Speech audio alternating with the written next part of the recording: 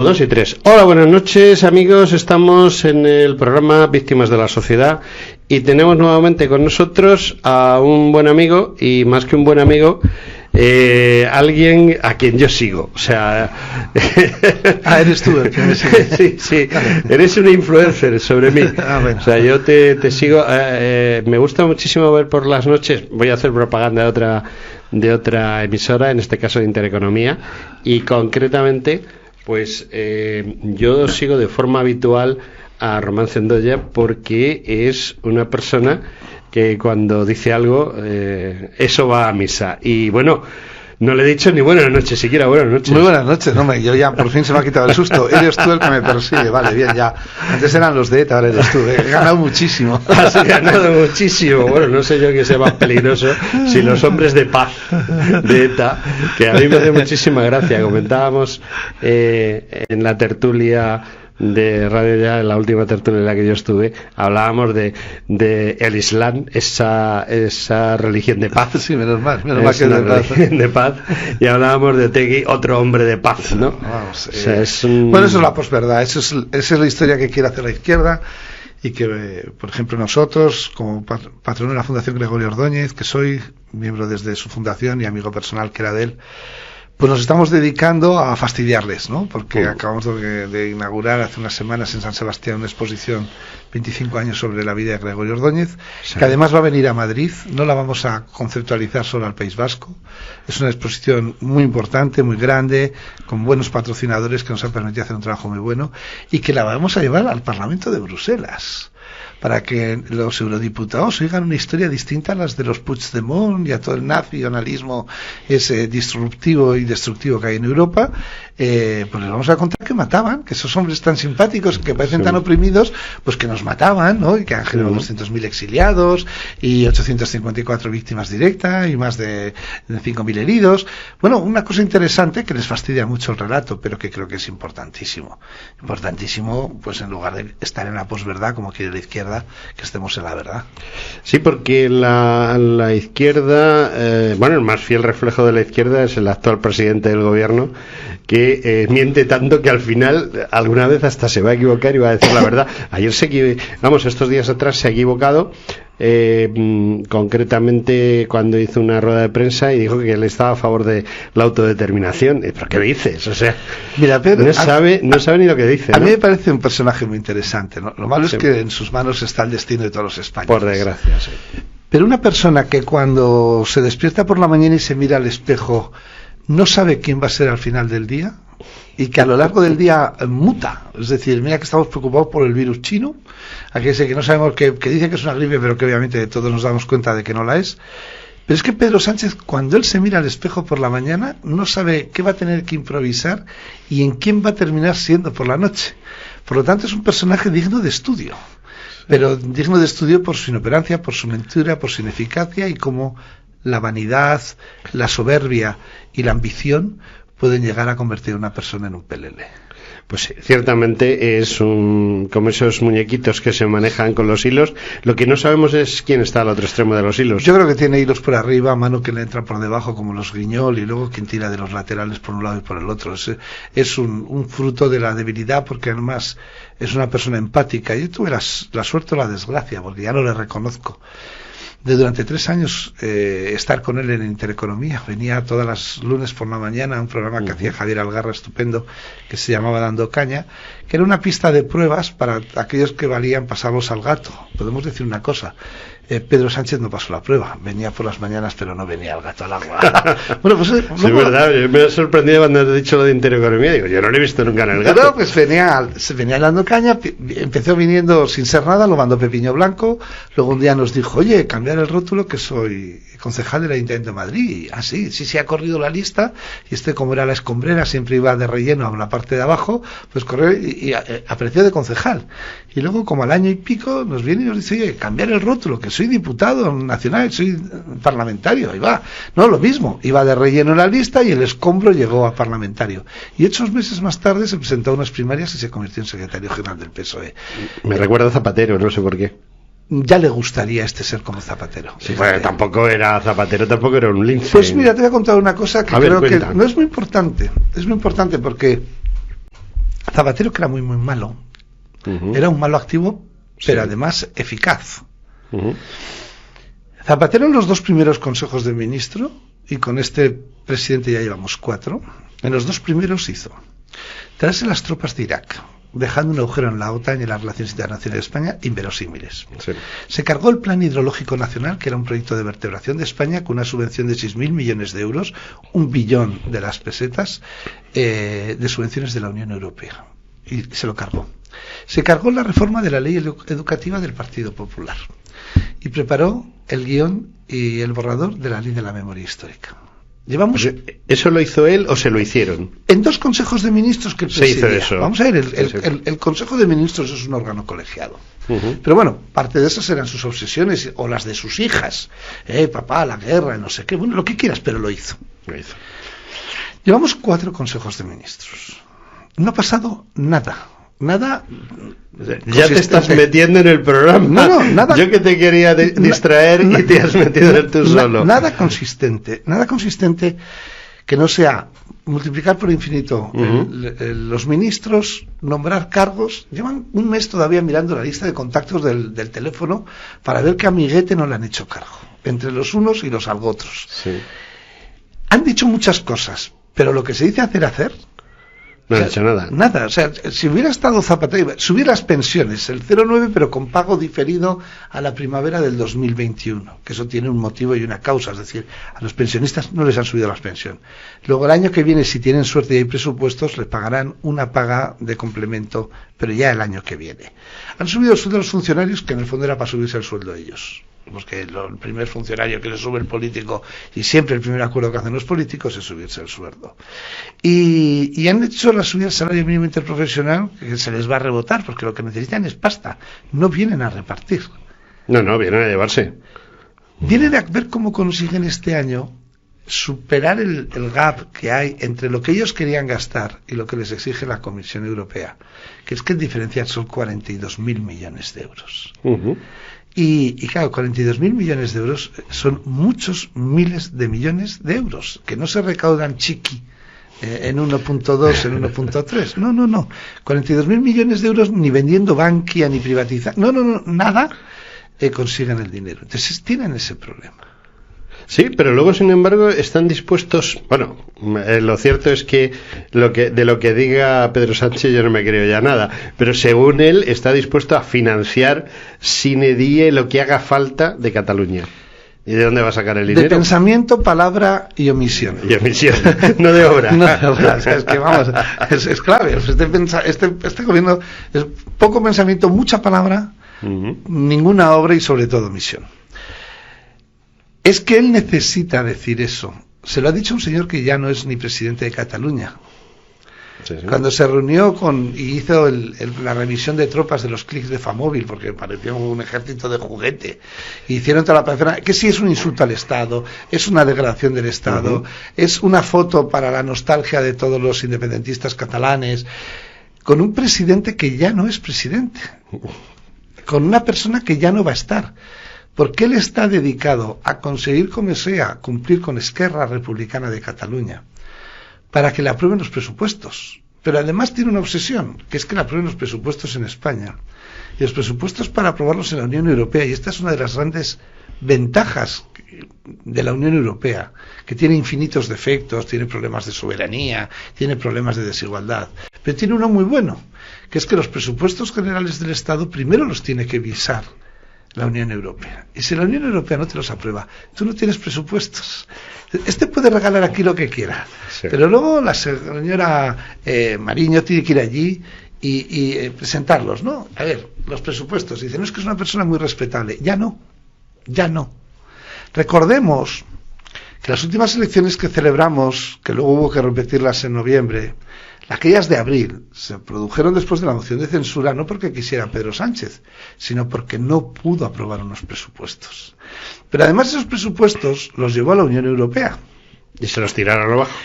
Con una calificación que es terrible, que es no creíbles. No creíbles. No digan más informe, no creíbles. Vuelvo a empezar. Como dio la vuelta por las cárceles el señor Iglesias negociándolos, luego se fue con Urkullu, y no consiguió la mayoría, ya ni siquiera presentaron un borrador nuevo ante la Unión Europea. No consiguieron hacer un documento creíble. Pero es que luego además negociaron que en lugar de cumplir el déficit del 1,3 se les aprobara el 1,5, y como cosa extraordinaria, la señora ministra de Economía consiguió un 1,8 porque era un año muy especial y eran los presupuestos los de Montoro arrastrados. Resultado 2,1. ¿Cuál es la ventaja que ha tenido eso para nosotros como españoles?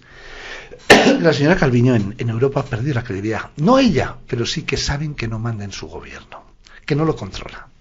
Y entonces, aunque ella diga que lo que es una figura decorativa, lo que hay que mirar son los papeles. Y los papeles son absolutamente increíbles. Si estos consiguen aprobar los presupuestos, que van a hacer lo indecible por aprobarlos, la legislatura como mucho duraría 3 años.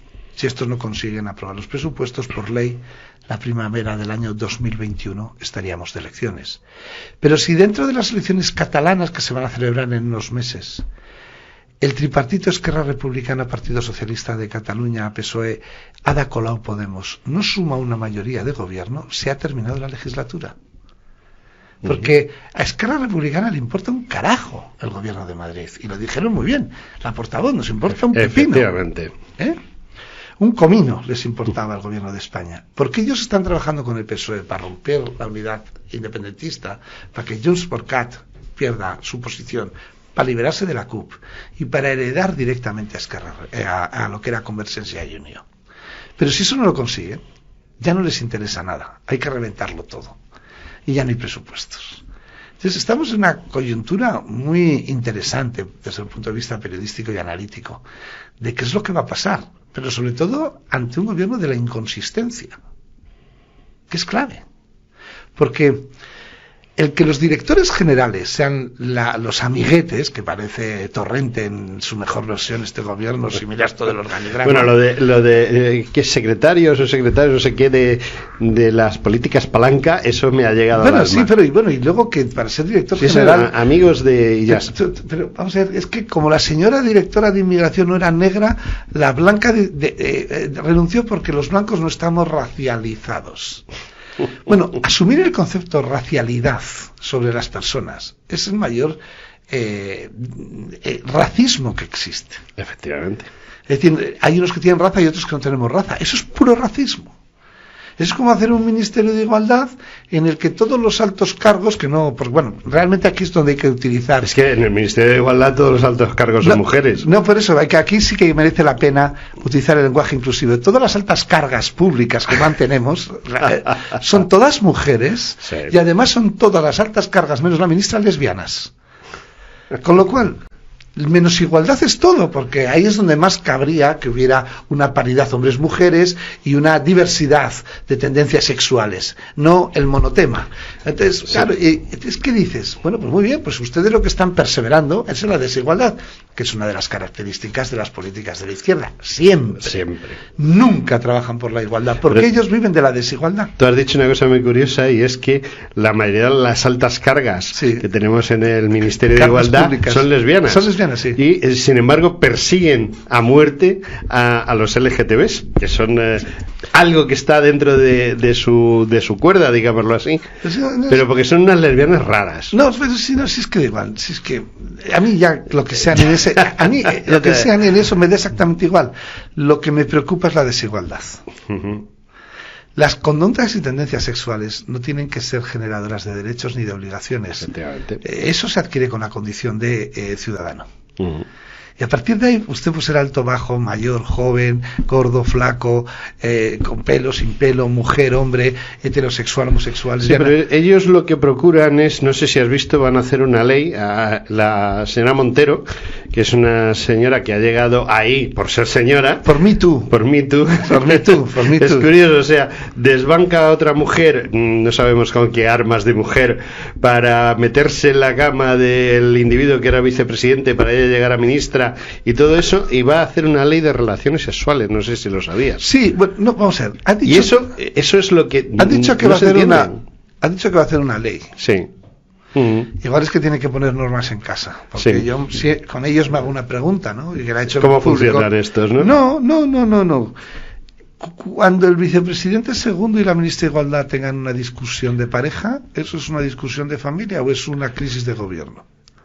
Yo no lo sé, pero... No, es que vamos a ver la condición de vicepresidente y ministro, que no ministra, sí. Porque nosotros aquí hablamos bien. El día que nos digan que hablemos de otra manera, la Real Academia... Y Carmen Calva. Carmen Calva, yo siempre la llamo Carmen Calva por el lenguaje inclusivo.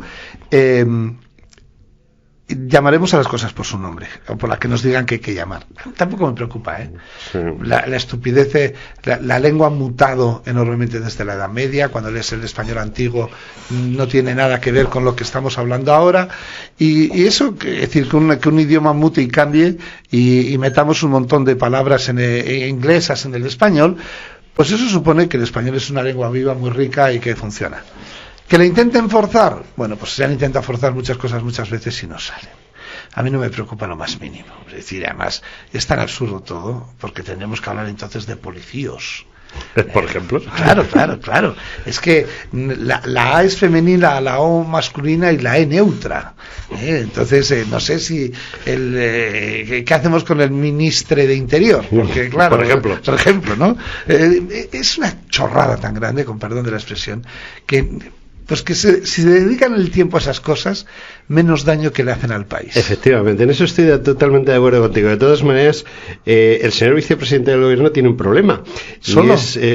Digo con la señora ministra de Igualdad, y es básicamente qué sucede si la ministra de Igualdad se va al cuartelillo de la Guardia Civil de Galapagar y le pone una denuncia por violencia de género al señor vicepresidente del gobierno, porque al resto de los mortales esa noche duermen en el calabozo. ¿Este dormiría en el calabozo? No pasará. ¿No pasará? Uy. No. Una descerebrada tremenda. No. Vamos a ver.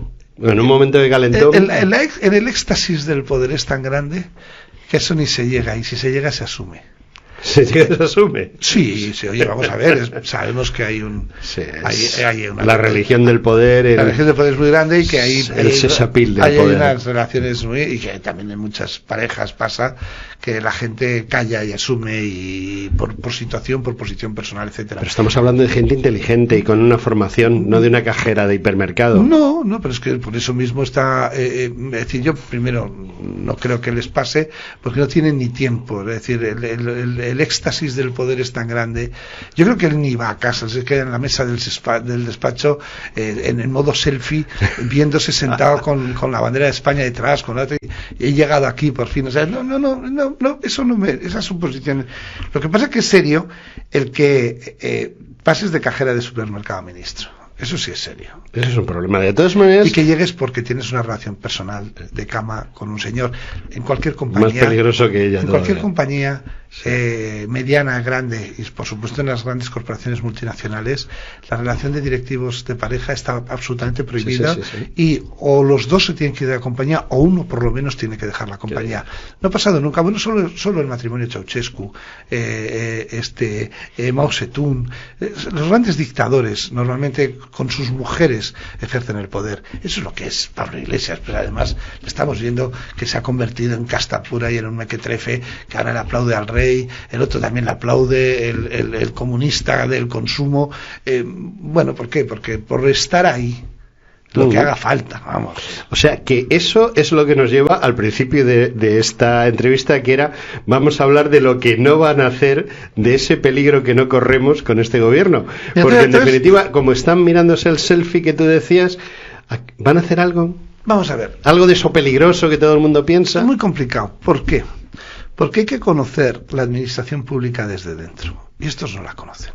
No, eso está. Bueno, ellos piensan que ser ministro es la bomba y que tienes un poder que te caes. Entonces, el primer día que llegas al ministerio, cuando te dan la maleta, que además te la dan vacía, que más o menos lo que llevas y que lo que te vas menos. a ir. No, y es lo que llevas y lo que te vas a llevar. O sea, nada. Cuando tú llegas allí, nombras tu secretario de Estado, tu jefe de prensa, tu gabinete, que piensan que nos vamos a comer el mundo. El primer día dices, vamos a hacer una ley, la que sea. Y entonces aparece por allí una persona que es el secretario general técnico, que es una persona, un funcionario gris, que la gente no tiene su perfil nunca ni sabe quién es, que te dice que si no la ley del Estado, el reglamento no sé cuál tal, y aplicando la normativa tal y el reglamento de no sé qué tal, no se puede hacer, es delito de prevaricación. Señor ministro, usted no lo puede hacer. ¿Cómo? No lo puede hacer, y además es delito, pero usted bajo su responsabilidad. Tal. Entonces dice, bueno, pues vamos a hacer no sé qué. Y dice, uy, no sé qué. A ver, que venga el habilitado. Es un señor que maneja la caja del ministerio y tal. No, además es un señor que piensa que el dinero público que tiene allí, que le ha dado del Ministerio de Hacienda, es suyo y no lo gasta y lo tiene. Uy, no, esa partida hay que habilitar un crédito, hay que transferir de la partida tal, para eso hay que hacer una. Bueno, que empiezas a quedar alucinado de cómo funciona un ministerio, ¿no? Que llamen al interventor. Bueno, tú sabes que yo he sido funcionario 40 y tantos años. Bueno, y he estado de director general del ministerio. Me estás contando algo que sé perfectamente. No, bueno, pero esto hay que contarse a la gente, pero es que sí, la gente no lo sabe. No lo sabe. Y si quieres gastar dinero solo lo puedes hacer en noviembre. No, por eso. Porque es ahora y dice, oye, gasta lo que puedas. Ahora con lo que sea. Bueno, eso le pasa a Carmen y lo podemos poner como ejemplo de lo que es la ineficacia, ¿no? Sí. ¿Y quiénes se encargan de verdad de que al final algo se haga a los 2 años? A los 2 años. A los 2 años. Los directores generales. Sobre todo si son funcionarios públicos. Que tú coges de dentro de la estructura del funcionario, coges unos funcionarios de nivel cualificado afines ideológicamente y dices, usted director general de no sé qué, usted director general de lo otro, y ellos que manejan la estructura interna van a un despacho, van al otro, se reúnen en subcomisiones, hacen una comisión de tal, y a los 2 años te vienen y dicen, ministro, ya hemos podido vertebrar el proyecto de ley de no sé qué y tal. Bueno, que ya no sirve para nada. Bueno, o sí, porque estos de estructuras de destrucción de la sociedad sirven para lo que ellos quieren, ¿no? Pero claro, cuando frustras las expectativas de cientos de funcionarios que esperaban que llegaran los nuestros, y en lugar de ser tu director general, que les has dado papeles, les has apoyado, has ido a círculos de asambleas y tal para relacionarte con el poder rojo, la directora del programa La Tuerca se convierte en directora general, que no tienen ni idea de lo que es un ministerio, no saben quién es quién y cómo se maneja. El calor interno que hay es muy grande y la sensación de bloqueo es total. Entonces, ¿dónde les ha pasado exactamente lo mismo? Que sirve de ejemplo, ¿eh? Sí. En Madrid con doña Manuela Carmena. Probablemente para el futuro de Madrid la mejor alcaldesa que ha tenido en la historia. Fíjate qué barbaridad decir eso, ¿no? A ver, explícame por qué eso tiene enjundia.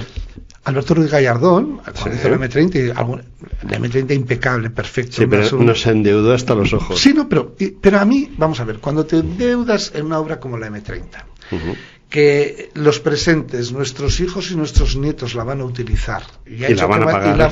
Bueno, pero ya que la utilizan, que la paguen. Sí, que la paguen. A mí lo que me parece horrible es endeudarte para pagar las pensiones de hoy y que tu hijo nazca teniendo que pagar una deuda de tus pensiones que recibiste. No, cada uno que se gestione lo que tenga, pero toda aquella, un tren, una carretera, una infraestructura de servicio público, oye, pues si yo la empiezo a pagar, el que la use que también la pague, ¿no? Está bien. Ahora, una caja mágica de tenis ya es más discutible. Otra serie de infraestructuras y obras que hizo el señor Gallardón son más discutibles. Pero el ayuntamiento, sin ir más lejos. Es impecable. Bueno, había que pagarla en 50 años. Doña Manuela Carmena, siendo jueza y conocida de la administración pública, pero por sus stop loss ideológicos, esas barreras que no quieren traspasar, esos complejos que llevan, esa incapacidad de todo el equipo de chiquilicuatres jovencitos que se rodeó, que eran todos muy progres, muy modernos, muy de asamblea de facultad, pero muy poco operativos, no supieron gastarse el presupuesto de Madrid y para que no se lo quitaran, lo utilizaron en pagar deuda. Han adelantado el pago de la deuda de Madrid 20 años. Hay que agradecérselo entonces. Y claro, o sea, medalla de oro para la señora Carmena. El señor Almeida y dice, bueno, yo que no iba a poder gastar en nada porque el alcalde actual es un gran municipalista, un conocedor bien de Madrid, tanto técnicamente como desde la política, siendo abogado del Estado y llevando tantos años en el ayuntamiento, pues tiene una felicidad muy grande, es que puede afrontar proyectos importantes porque hay dinero gracias a que Carmena redujo la deuda de Madrid. Luego montó una competencia de una radio municipal que no la había ni 800 personas, pero que tenía 3 amiguetes colocados. Sí. Se gastó mucho dinero en hacer banderas gays gigantes para cubrir la fachada del ayuntamiento, se ahorró el dinero de la cabalgata de Reyes por la cutrería que hizo, se ahorró el dinero de los belenes. y luego no gastó pero nada. Cada vez que ahorraba nos beneficiaba a los demás. Sí, claro, pero indirectamente nos beneficiaba a los demás. La gente se enfadaba mucho y decía, no quiero que las grandes empresas capitalistas limpien Madrid. Pues muy bien, Madrid guarro, pues nos da presupuesto y vamos a renunciar a los presupuestos, a los contratos. Pues muy bien, usted indemniza con 300 millones a CS, con 200 por contrato, a FCC, con no sé cuántos tal, que hay que pagar 1.000 millones. Pero usted no sabe eso. Pues no les voy a pagar. Bueno, pues, pero que no quiero que sean ellos. Bueno, pues muy bien. Pero es que, a ver, vamos a convocar otro concurso, sí. Calificación de la administración pública AAA con no sé, cum laude y no sé cuándo. ¿ Quiénes son? FCC, ACS. Bueno, pues, resultado, la ciudad de Guarra durante 4 años, pero ella ahorrando dinero. Lo ha pagado el ayuntamiento, nos ha quitado la deuda. Bueno, pues mira, ahora que ya no está ella, bienvenido sea. No, lo cierto es que ha sido un desbarajuste, pero yo es que pensándolo, ciertamente llevo razón. Yo como funcionario que conozco todos estos intríngulis y además uno de esos que le pone pegas, le ponía porque recientemente se ha jubilado, que estaba en el Ministerio de Presidencia, un primo mío, perdón, de Presidencia no, el ministerio que lleva las relaciones entre los diversos ministerios. Administraciones públicas. Este manejaba ese tema y entonces me comentaba una vez mi primo, dice, cada vez que viene un ministro nuevo quiere cambiar el despacho y yo le quito la idea. Sí, pero se la quito en 5 minutos. Pero vamos a ver, si es que los políticos no saben. No saben, ¿no? Y los funcionarios somos los que les tenemos que meter. Que son los eventuales. Sí. O sea, ustedes están contratados por 4 años. Exacto. Yo cuando estuve allí, que además no estuve mucho tiempo, me fui pronto de director general de comunicación con Loyola de Palacio. Mi saludo todos los días era, buenos días, ¿qué tal, Román? Muy bien, ministra, falta un día menos para que nos echen. Porque yo soy hijo de funcionario, entonces yo ya venía de casa con eso. Es más, yo no esperé a que hubiera elecciones, yo dimití antes y me fui, y muy agradecido de haber aprendido la función pública desde dentro, porque eso, para hacer el análisis político y para poder informar, pues el conocer desde dentro cómo funciona de verdad, y además desde arriba la administración pública, es muy interesante, para que muchas de las cosas que pensabas desde fuera, que un ministro es un cargo importantísimo y el poder que tiene, empiezas a ver que es un contratado por 4 años. Es un contratado con poderes enormemente limitados. Enormemente limitados. Si los funcionarios le quieren putear, lo hacen con tranquilidad. Y el presupuesto y las partidas y el gasto corriente y tantas cosas que ya están preestablecidas. Entonces, por eso, no es que estos van a hacer, no pueden. No, el programa de hoy es no pueden, en realidad le voy a titular, ellos griten para animarse, sí se puede, pero no. Bueno, entonces de todas esas maravillosas medidas marxistas-leninistas, porque bueno, son lo que son. El vicepresidente se cree que es hijo de Lenin o de Stalin, no sé por qué. ¿Cuántas van a llevar a la práctica? Ninguna. Muy pocas. No, pero nos van a jorobar, es decir, nos van a tener acojonados. Vamos a ver, va a ser un gobierno muy discursivo, muy polemista, que nos va a llevar de discurso en discurso, con mucha crispación en la sociedad, sí. Pero que el resultado final de esa gestión, estos no son capaces de hacer el daño que hizo Zapatero con la ley de la memoria histórica. Estos no son capaces de hacer el daño que hizo Zapatero con el matrimonio homosexual. Estos no son capaces de hacer el daño que hizo Zapatero reconociendo el aborto como un derecho. No tienen esa capacidad. Es decir, no tienen Zapatero, a diferencia de Pedro Sánchez, Zapatero era mucho mejor porque tenía un proyecto de España, perverso y malo. Pero tenía un proyecto de España. Este vive en la mentira permanente y no sabe de lo que vive al día. Su único proyecto es la permanencia en el poder. Efectivamente, vivir al día. El problema que tuvo Mariano Rajoy, o Mariano Rajoy, y cuanto más pase el tiempo, más Rajoy, más a la historia pasará como Mariano Rajoy, es que no tenía un proyecto de España. Era un poco Pedro Sánchez, era estar en el poder, no ser el poder. Zapatero sí ejercía el poder. Un problema que tiene el español es que tiene el verbo ser y el verbo estar. El inglés es el to be, que sirve para los dos, ¿no? Entonces, el estar de presidente es una situación pasiva. El ser presidente es una situación proactiva. Mariano Rajoy y Pedro Sánchez, su característica es estar de presidente. Y en cambio, a Zapatero fue ser presidente. Y entonces aplicó su proyecto perverso de España, pero lo aplicó. Estos no lo tienen. Este no sabe qué es una nación. Cuando le preguntó Pachiró, bueno, ¿qué es una nación? Ni idea. Este no sabe nada. Le preguntas qué es la cultura y no sabe qué es la cultura. Le dice unas vaguedades horribles. Y luego lo que hacen es cambiar todos los días como los trileros de tema. El Iván Redondo, que bueno, esperemos que eso, como ha dicho el alcalde de Madrid el otro día, se recupere del esguince de cabeza ante el saludo que le dio al presidente cesado como diputado de la Generalitat de Cataluña, ilegal de Cataluña. Pero bueno, le pegó un cabezazo y no sé si pensaba que estaba en Japón, no sé, no entiendo nada. Todos los días dicen que hay que alterar la realidad para que no se haga nada estructural. Bueno, eso es uno de los trabajos fundamentales que tiene la oposición. Es decir, nosotros yo creo que los españoles estamos sufriendo una vacuna, como a los niños cuando le ponen la polivalente, que luego tienen fiebre unos días. España tiene fiebre ahora, una fiebre gorda, que es Pedro Sánchez y su gobierno, pero yo espero muy, muy claramente que esto va a ser una vacuna que va a servir para que la izquierda en España en los próximos 12 o 15 años ni esté ni se le espere, ni esté ni se espere. Sí, porque están perjudicando a mucha gente, incluida a los suyos. Sí, a los suyos sobre todo, que son los que le votan. Y luego el Partido Socialista francés desapareció, el PASOK griego desapareció, el italiano también. ¿Por qué? Porque cuando los partidos dejan de ser partidos, se vuelven organizaciones personalistas, empiezan a perder su esencia. El PSOE empezó a dejar de ser el PSOE con el Zapatero, que empezamos con el zapaterismo, que cambió la marca PSOE por ZP. Y después del zapaterismo, en lugar de volver el PSOE y recuperarse como partido, ha venido el sanchismo.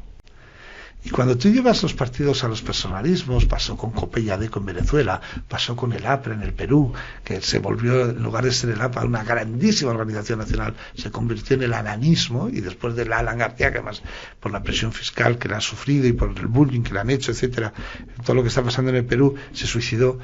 Ese partido, ya que era el hermano del Partido Socialista Obrero Español en el Perú, ha desaparecido. Bueno, después de Pedro Sánchez, el PSOE iba a desaparecer. Tiene una organización territorial, está muerto. Es decir, ya ni Vara, ni ninguno de los presidentes autonómicos, por no haber dado un paso al frente, por no haber parado los pies o haber generado una discusión grande en una investidura apoyada por Esquerra Republicana, por Bildu, por todos estos partidos disgregadores de España, el Partido Socialista está muerto, abandonado el centro en los brazos de Pablo Iglesias. La juventud de España, y es dato, ¿no? Es decir, los menos de 20 años el partido más votado no ha sido la izquierda, ha sido Vox. Es decir, esta situación hace que este tiempo la oposición tiene que utilizarlo para reestructurarse, que no reunificarse. Pero no lo están haciendo. Sí, bueno, pues ahí llevamos un mes, ya han empezado. Vamos a ver, pero... No sé, yo no le veo a Casado que realmente esté tomando posturas. Sí, claramente. Muy claras. ¿Y entonces qué está pasando precisamente con tu tierra, con Alonso? No, bueno, vamos a ver. Alonso es un problema. No, pero sí, pero los problemas vamos a ver. Las decisiones políticas son muy distintas a las decisiones empresariales. Tú en una empresa llegas y dices toda la calle. En un partido político hay que hacer un congreso, hay que hacer unas listas. Alfonso Alonso tiene un problema muy serio, y es que Bea Fanjul sacó el acta de diputada por Vizcaya, y ahí el aparato tiene que funcionar. Más lo que hicieron el otro día, después de la reunión del Parlamento, ellos mismos nombrar a Alfonso Alonso, ellos mismos, que son 5, o sea, que es que antes eran 22, pero es que gracias a Alfonso Alonso son 5. Y si siguen así van a ser menos. Bueno, por eso, y ya Borja Semper se ha ido del Partido Popular del País Vasco, que era un cáncer que tenía el Partido Popular, y que la prueba de que el Partido Popular del País Vasco hay que dinamitarlo entero es que se va el presidente del Partido Popular de Guipúzcoa, cuando es absolutamente intrascendente, y de entrevista a Televisión Española, el diario El País, Julia Otero, la izquierda llora. Bueno, pues si la izquierda llora, que se vaya, menos mal que se ha ido, ¿no? Y Alfonso Alonso se irá. Pero es que el primer problema que tiene la derecha entera es que durante 30 años ser de derechas, y era estar a la derecha del PSOE, y fíjate de dónde podemos empezar hasta dónde podemos ir, era ser del Partido Popular. Sí, no había otra opción. No había otra opción. En este momento, gracias a la maravillosa política de Mariano Rajoy con la Soraya Sáenz de Santa María y con la señora Cospedorra de secretaria general, hay por lo menos ya 2 organizaciones y media, porque antes había 3 en la derecha. El que haya 3 era muy malo, el que haya 2 es muy bueno. Uno de los grandes cabreos que tiene la izquierda es que ahora en la derecha hay 2 organizaciones. Sí. Además hay una... Ha replicado el modelo de 38 años de la izquierda. La izquierda siempre tenía PSOE y PC, PSOE, Izquierda Unida, PSOE y Podemos. Efectivamente. En la derecha no había alternativa, o mayoría absoluta o no gobernabas. O nada.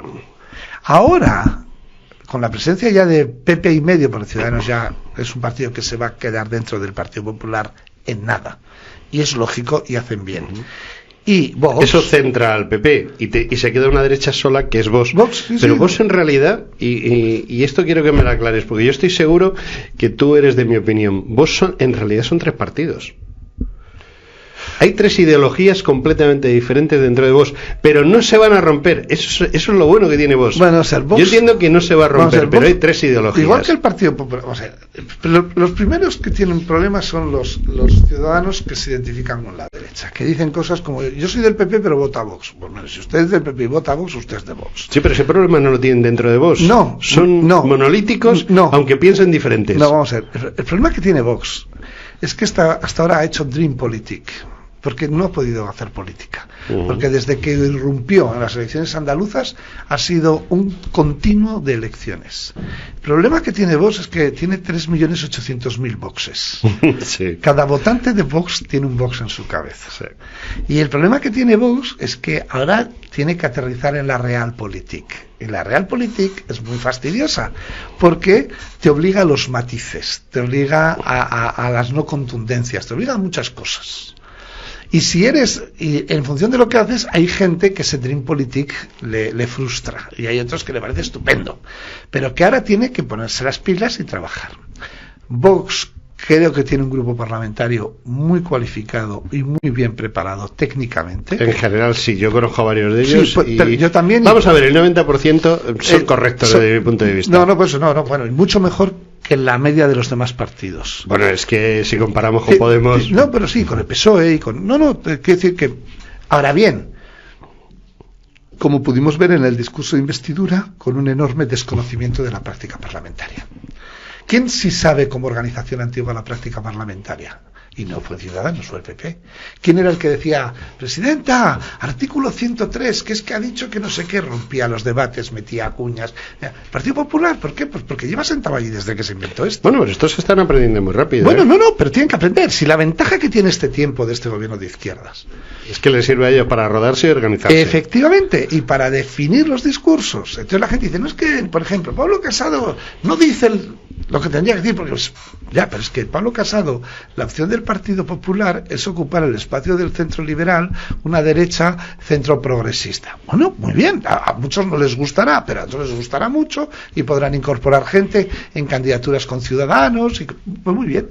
Y por otro lado estará Vox, y muy bien, y no pasa nada, y es tan legítimo uno como otro, y además Vox no es nada más que la derecha de don Manuel Fraga Iribarra, una derecha. Estoy muy de acuerdo contigo. Es una derecha que... Hay tres bloques, desde mi punto de vista. Están los liberales, encarnados por el matrimonio maravilloso. Sí, está esa derecha de la que tú estás hablando, que es Abascal, y luego está otra cosa completamente diferente, que es Ortega. Fíjate, Ortega... No tiene nada que... Se van a llevar... Yo sé que se van a seguir llevando bien, pero Ortega está más es la derecha más a la derecha. Es la más derecha. Es la derecha. Sí, es la derecha, pero no es pero como hace falta Ortega. Hace falta un Ortega. Sí, claro que hace falta un Ortega. Hace falta un Abascal, y hace falta... Donde más tibieza y donde más lío de mezcla de siglas, que es donde el matrimonio... los aristogatos. Espinosa Los Monteros, sí. Cierto locutor de radio. Pero vamos, que Espinosa Los Monteros y Rocío...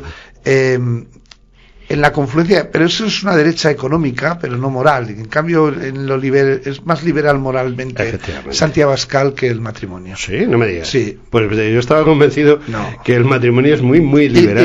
Y lo más importante, Rocío Monasterio ni una broma, es decir, y es mucho más liberal Santiago Abascal en ese sentido.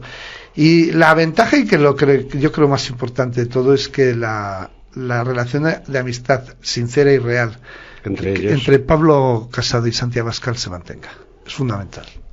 Porque al final alguien tiene que poner cordura en ciertos enfrentamientos. Poner un puente. Sí, es decir, cuando ha habido grandes crisis se llaman y se lo arreglan entre ellos, y eso es muy bueno. Es decir, pero lo que sí, no tiene que sentar mal a la gente, que cada uno tenga su espacio.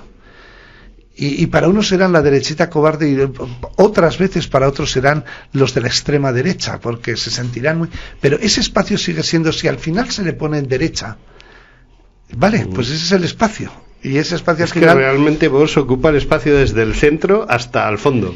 Lo que pasa es que el centro es una realidad que no existe política. En eso lleva razón. Es una realidad sociológica. Entonces, cada uno le pone el centro donde quiera. Don Manuel Fraga pensaba que Alianza Popular era el centro.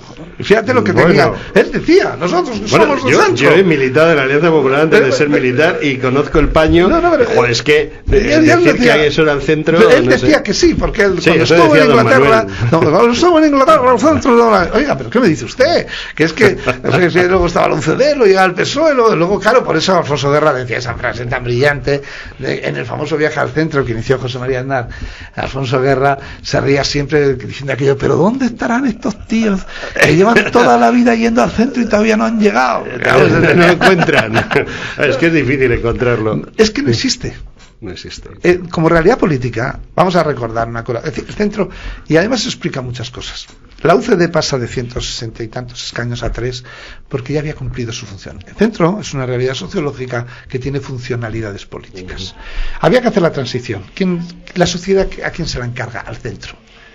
Y dentro del centro se lo encarga un melogama. Bueno, pero y se escoge y es un lío y luego hace lo que puede porque el centro te permite esas cosas. Sí, pero... Y cuando nombra a Leopoldo, él cree que va a mandar y resulta que Leopoldo cambia hasta las alfombras, como le dijo un asesor a Adolfo Suárez, que era una metáfora. Y ¿cómo tú sabías que iba a caer? No, pues que olían a tabaco. Pero ¿qué pasa? ¿Y por qué de repente tienes 160 votos y luego tienes 3? Porque usted ya ha cumplido su función. Sí, eso sí es el cierto. Otro centro que se vuelve a vertebrar, ¿cuál es?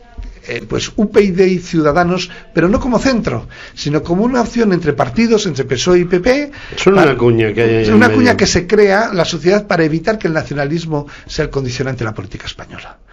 Oye, que Rosa es socialista, bueno, ya es socialdemócrata y realmente social confusa. Y Albert Rivera es lo que usted quiera.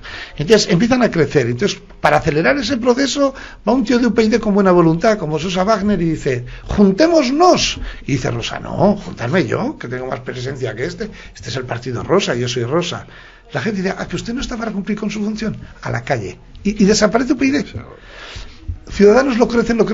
Mucha gente va sumándose a ese proyecto. Y bueno, pues mira, con Mariano Rajoy, que total en políticas sociales hace lo que hace y tal. Pero estos no quieren nacionalismo. Y van contra el nacionalismo, pues venga, les apoyo. Y cuando suman suficiente para que Pedro Sánchez no se entrega al nacionalismo y a la izquierda radical, Albert Rivera se vuelve loco y dice, es que yo quiero ser el jefe de la banda. Pues miren, 6 meses pasa de 56 escaños a 10.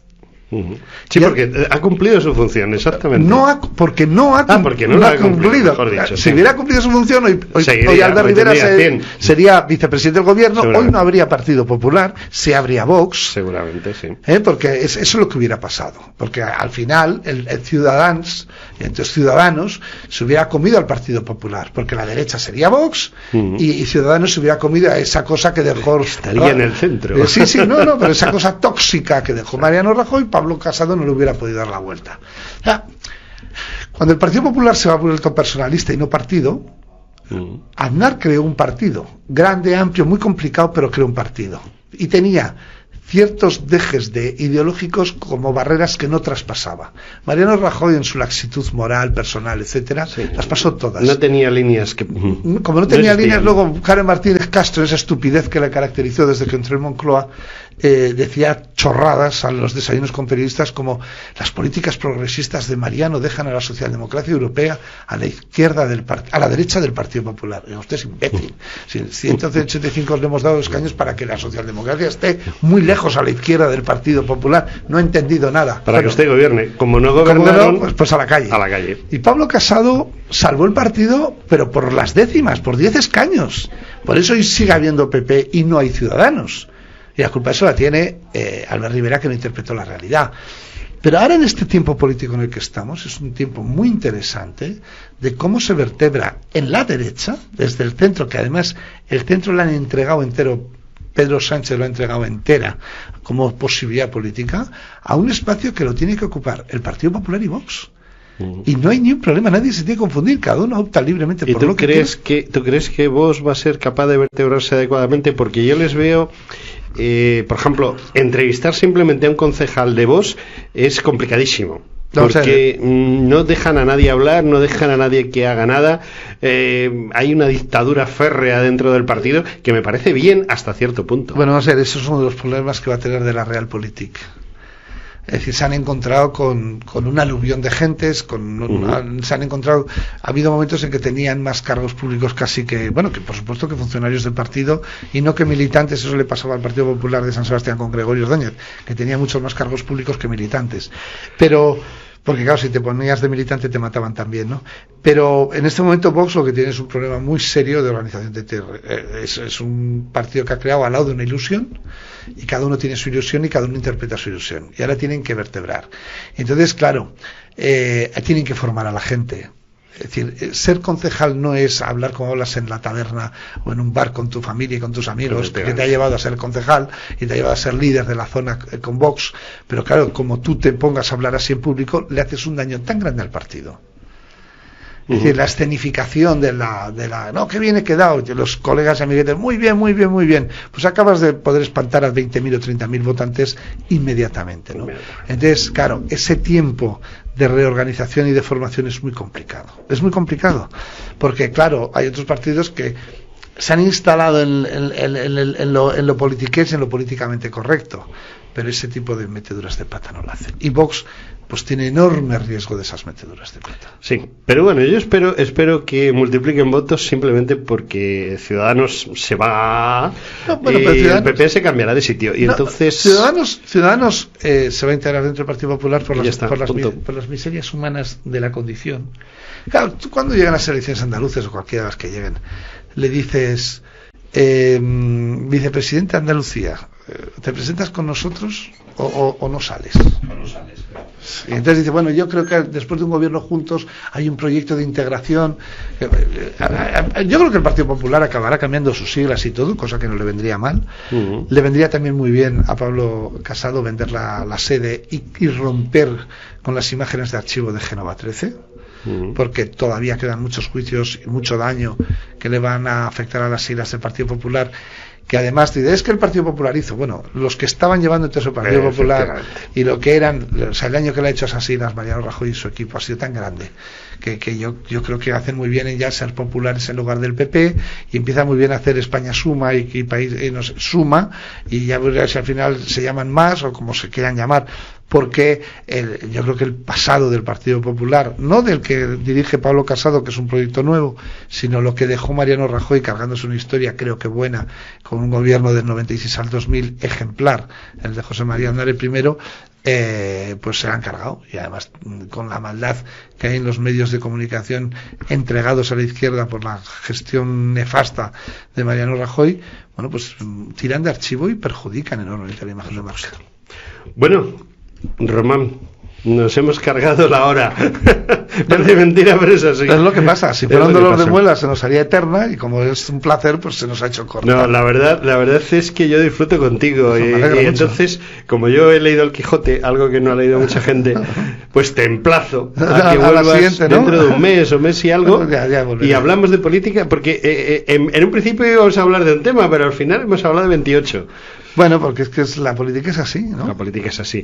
A ver si conseguimos nosotros enderezar a estos políticos, sobre todo los de izquierdas, porque no saben ni dónde están. No tengo vocación de eso. No quieres enseñar a cerrar el cursillo. No, sí, vamos a ver, no quieren ellos aprender. Eso sí es cierto. Ellos tienen otras direcciones, ellos tienen otras directrices, ellos tienen otros objetivos, y lo que en lugar de enseñarles, sustituyámoslos. Hagamos que haya una alternativa importante de poder y que trabaje para España y para los ciudadanos y no para ellos. Esa es la clave. Hagamos que España sea como Grecia, como Francia, etcétera. Bueno, yo en este momento creo que España tenga su identidad, porque los demás países, todos los países, todos, y nosotros. No, Europa entera está fuera de juego, está en una crisis profunda. Nos estamos convirtiendo en un espacio que vamos a ser el museo de lo que era el mundo hasta el siglo XX, y estamos fuera de juego de todo, pero no España, todos. Y dentro de eso España tiene unas enormes posibilidades por nuestra posición, por nuestra historia, por nuestra forma de vivir, y lo que hay que hacer es mantenerla. O sea que... Bueno, pues lo único es agradecerte que hayas venido. Pues nada, muchas gracias a vosotros por invitarme. Quedas emplazado. Y buenas noches. Como decíamos, buenas noches.